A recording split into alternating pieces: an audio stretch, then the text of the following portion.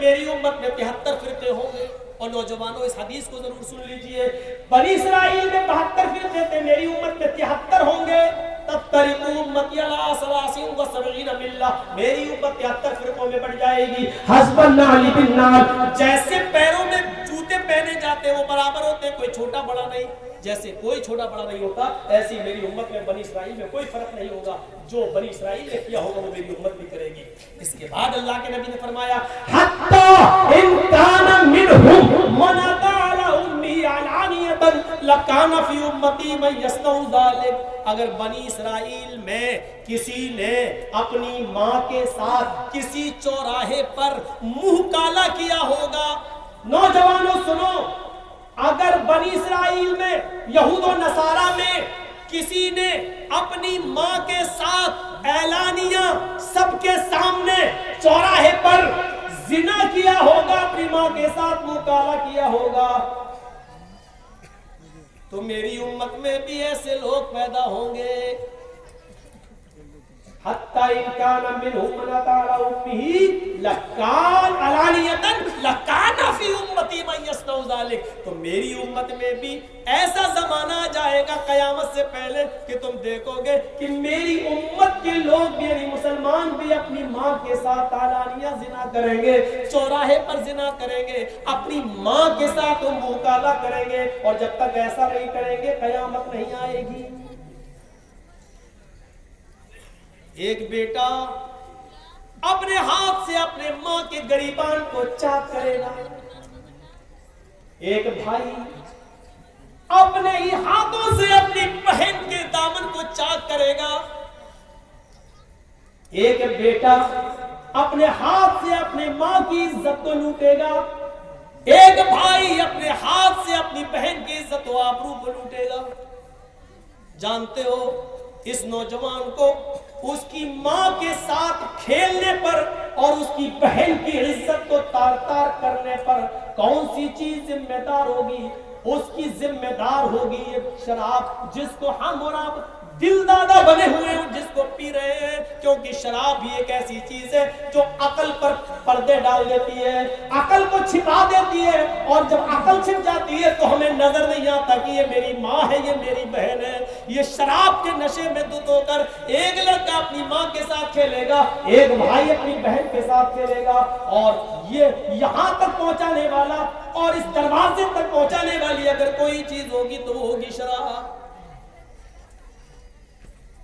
معاشرے میں جہاں شراب نوشی بہت زیادہ ہے, میری ماں اور میری بہنوں, معاشرے کے اندر بے پردگی نے بھی ایک غلط ماحول خراب کر دیا ہے.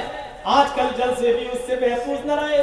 جلسے ہوتے ہیں تو میلہ لگتا ہے, اور میلہ لگتا ہے تو نوجوان لڑکے اور لڑکیاں اس میلے میں جاتے ہیں, ان کی لپسٹک بھی ہوتی ہے, پردہ تو بنگال میں دکھائی نہیں دیتا ہے. میرے بھائیوں, جہاں تالاب کے اندر ایک طرف لڑکے اور دوسری طرف لڑکیاں نہاتی ہوئی نظر آتی ہوں, وہاں سے کون سی امیدیں لگائی جا سکتی ہیں؟ غور کرو میرے پیارے ساتھیوں, جو پردے کے بارے میں کبھی حضرت فاطمہ رضی اللہ تعالیٰ عنہ کو یاد کرو, جب ان کی موت کا انتقال کا وقت آیا تو انہوں نے اپنے شوہر سے کہا, اے علی میری انتقال کا وقت قریب ہے, مجھے نہیں لگتا کہ میں بچوں گی.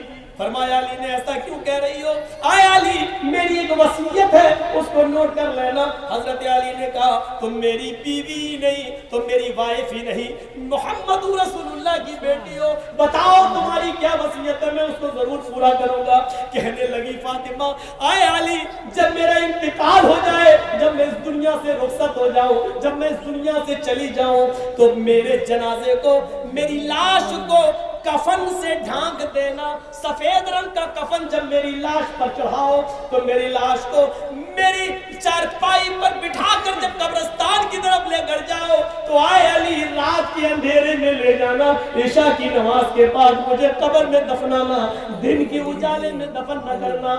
میری قبر کو دن میں, میری لاش کو دن میں نہ اتارنا قبر میں. حضرت علی نے کہا اے فاطمہ ٹھیک ہے میں ایسا ہی کروں گا, لیکن رات میں ہی کیوں, دن میں اگر تمہارا انتقال جلدی ہو گیا اور جلدی دفن ہونے کی نوبت آ گئی تو تم رات کی وصیت کیوں کر رہی ہو؟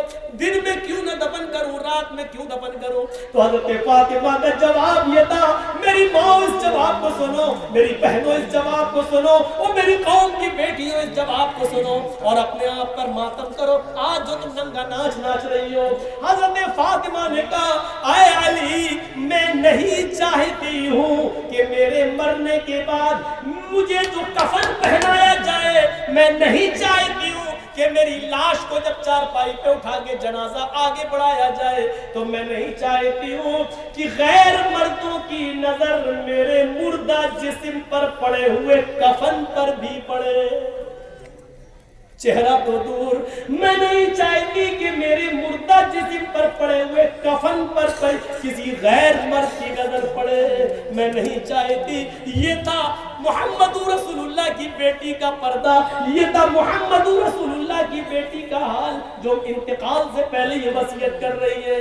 اور موبائل چلانے والیوں سوچو، اور فیس بک چلانے والیوں سوچو، اور واٹس ایپ پر الٹی سیدھی اور خوبصورت لڑکیوں کی فوٹو لگا کر نوجوانوں کو اپنے شکل و صورت سے بھڑکانے والیوں سوچو، شاید تمہارے بارے میں اللہ کے نبی نے فرمایا ایسی عورتیں کبھی بھی جنت کے اندر داخل نہ ہوگی، لا يدخلن الجنہ ولا یجدن ریحہا، جنت میں جانا تو دور جنت کی خوشبو بھی نہیں پائیں گی۔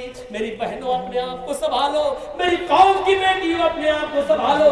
پورا مہاراشٹر میں آج دیکھ لو کتنی مسلمان لڑکیوں نے کورٹ میں اپلیکیشن دے دی ہے، اور وہ غیر مسلم لڑکوں کے ساتھ آج نکاح کرنے کے لیے تیار ہے۔ کتنی غیر مسلم، کتنی مسلمان لڑکیوں نے غیر مسلموں کے ساتھ نکاح کرنے کے لیے اپلیکیشن دے دی اور کہہ دیا میں چاہتی ہوں کہ میری شادی ان کے ساتھ ہو، میرے باپ اور میرے بھائی مجھے روکنا چاہیں گے لیکن میں بالغ ہوں، میں اسی غیر مسلم کے ساتھ اپنی مرضی سے نکاح کرنے کے لیے تیار ہوں۔ یہ اسی بے پردگی کا حال ہے، یہ اسی کالج اور یونیورسٹی میں لڑکوں کے ساتھ کو ایجوکیشن لینے کا نتیجہ ہے۔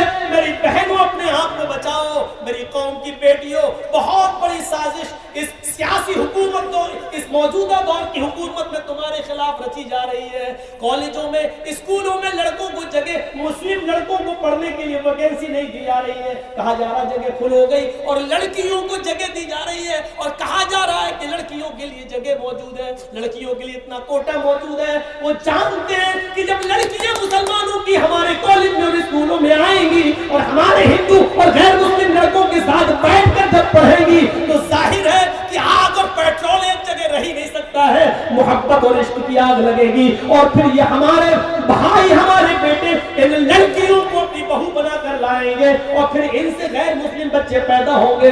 میری بہنوں ان سازشوں کو ناکام کرو، میری قوم کی بیٹیوں ان کے منصوبوں پر پانی پھیرو، محمد رسول اللہ کی شریعت پر آنچ نہ آنے دو، محمد رسول اللہ کی شریعت کو بچاؤ، آج کے اس دور میں بچاؤ۔ اگر اسلام کے اندر ہاتھ جوڑنا جائز ہوتا تو میری قوم کی بیٹیوں میں تمہارے ہاتھ جوڑ لیتا، اگر اسلام کے اندر بھیک مانگنا جائز ہوتا تو میں اپنا دامن پھیلا کر تم سے بھیک مانگ لیتا۔